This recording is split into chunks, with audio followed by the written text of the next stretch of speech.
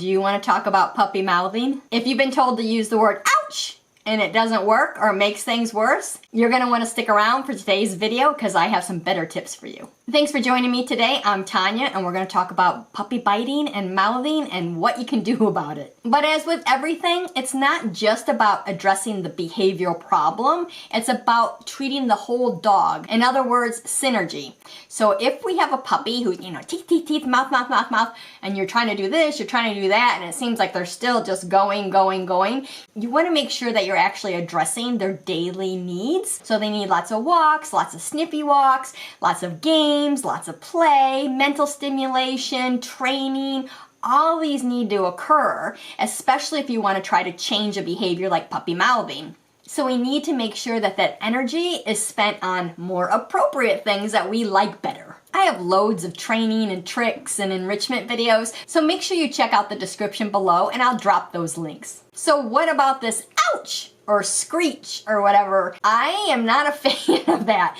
It may help for some dogs, but what I tend to see, I've been a positive dog trainer for over 25 years, and puppy classes and puppy training has always been a huge part of my life. And what I found is that it will work with some dogs, but most dogs get more wound up about it, like woohoo, they just squeaked and da-da-da, and they get more fiery. So it's not something that I usually recommend. But don't worry, I have some ideas for you to help solve that puppy mouthing or gnawing. And I'm not gonna lie, those teeth are sharp. I mean, they're needle sharp. And the reason they're so sharp is because when they play with other puppies, when they bite down, they're trying to learn that bite inhibition, meaning how not to bite too hard to cause damage. And so when the teeth are really sharp, it doesn't take much pressure to hurt the other dog, and that's where that yelp comes in. So they hurt the other dog and they might yelp and the puppy might back off. And it can work really well dog to dog, but it just doesn't translate very well for us. The reason those teeth are so needly sharp is to give that information. That's why when they're puppies, they're sharp, and when they're older, they're not as sharp, not as pointy, because they need to learn that puppy inhibition when they're little so that, God forbid, they ever get into a dog fight or bite you or something like that, they're less likely to cause damage because they've learned to withhold their punches. 2 years, by the way. It's usually 2 years for those teeth to come in and to develop, and they have those urges for chewing and but it's the first year that's usually the roughest. Year 1 or 2, it's not as bad. But so we need to find something to chew on. And puppies like different things, so they get bored easily. So you don't want to just have one toy, one chew stick, one this, one that. You want to have multiple things, multiple textures, so that they have a variety of things to occupy themselves. But if those toys or bones are just laying around doing nothing, they're kind of boring. Where if we're moving around, failing around, moving our hands, those look really exciting. So you want to engage with your puppy with those toys. So if you have a nice soft toy, play with your puppy with it so that they're learning to get that toy, put that toy in their mouth. When they do put the toy in their mouth, tell them, that's good job, you're so smart, woohoo! Drag it around, make it exciting so that they're trying to get it. Don't shove it in their face, move it away from them so they get that anticipation of going to get it. If they climb up the toy and get your hand, I usually just quickly stop, let them calm down, and when they calm down, I play again. If it's happening consistently, they keep getting my hand, then I need to calm our play down. So I'm making our play just too stimulating for that puppy. So I need to make the play a little less exciting so that my puppy can kind of, settle in. If you're enjoying this video, please give it a thumbs up and hit that subscribe button. It tells YouTube that you like the video and shows it to more pet parents and keeps our content coming your way. The other thing that I like to do is during play, randomly stop and ask for something my puppy knows how to do. So maybe a sit, maybe a watch, maybe a spin, maybe a down, so that the puppy can kind of pause and catch his breath, and then we go back to play.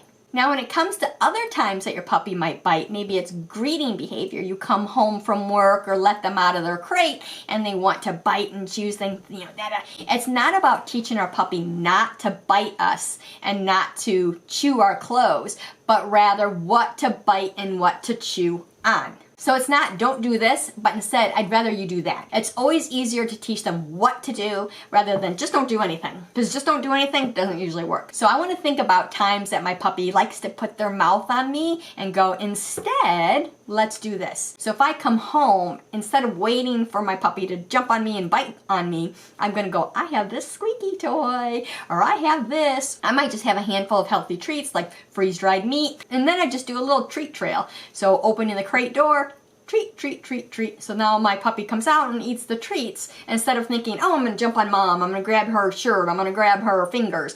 Now I have this to do. And what you're doing is you're breaking a pattern of, when I get out of the crate, I jump on you, I chew you. Instead, when I get out of the crate, there's this little cookie trail. What you're gonna do is over time, lessen that cookie trail. So instead of cookie, cookie, cookie, cookie, treat, treat, treat, until treat, treat. So you're going to ask for more before they get that reward because you're breaking that pattern. So I used to have a golden retriever, Theo, who's very mouthy because retrievers like to use their mouths a lot. So I always had a stuffed toy in my pocket. So when he was young and we'd go for a walk, he might want to say hi to a stranger. Instead of waiting for him to chew on the stranger, I'd pull out that toy and get him to focus on that toy and have that toy in his mouth. So I taught him to carry a toy around. So when I came home to say hello to Theo, I got a toy. Look at this, Theo, look at this. And then he'd grab that toy and I'd say, aren't you so smart? You're so sweet. I love that because I love that behavior. And that would be his default behavior, meaning when I come home, he'd go, Mom's home, let's get a toy. And get a toy. Look at me, look at me. If you'd like step-by-step help by building calm habits like this, I have an online training course and puppy book linked below. They walk you through everything I teach, real-life routines, gentle redirection, and positive habits. Now, it didn't happen overnight. It took, consistent of here's a toy, and then ignoring him if he grabbed me. Hollering ouch when they bite and only doing that won't work either. You want to make sure that you're doing everything. Now, when it comes to guests, I never expect my guests to teach my puppies. So when we go to say hello to guests, I usually have my puppy on a leash so that I can manipulate and move him around and keep him with me, have him be settled before he even goes to say hello to anyone. And then I can give treats. So if we go to say hello to a guest, instead of trying to get him to focus on a toy, which he may or may not want, instead I'll give him a treat. Hey, here you go, Dexter, treat. Good job. You see that person? Nice job. Here's a treat. So that I'm conditioning Dexter that when there's a guest there, I have a treat. So that's going to prevent the mouthing the guest. It's also going to prevent the jumping up on the guest because I'm keeping Dexter with me. The one thing you don't want to do with your puppy is encourage them to mouth your hands. And this goes for everyone. We want to teach them that those mouths don't go on our hands, they go on toys and chews. And you want to be consistent. It's not you can do it this time, but you can't do it that time. So hopefully you enjoyed today's tips. If you did, give us a thumbs up, hit that subscribe button. If you want to support our passion for pets and receive exclusive perks, do check out my private Patreon page. And for my Cavalier friends, I have a Facebook group just for you. The links will be in the description below. And remember to pause and enjoy life, and we'll see you in the next video. If you're enjoying today's video, make sure you subscribe to the channel. I dive deep into all things dog training, natural care, and healthy living for you and your dog.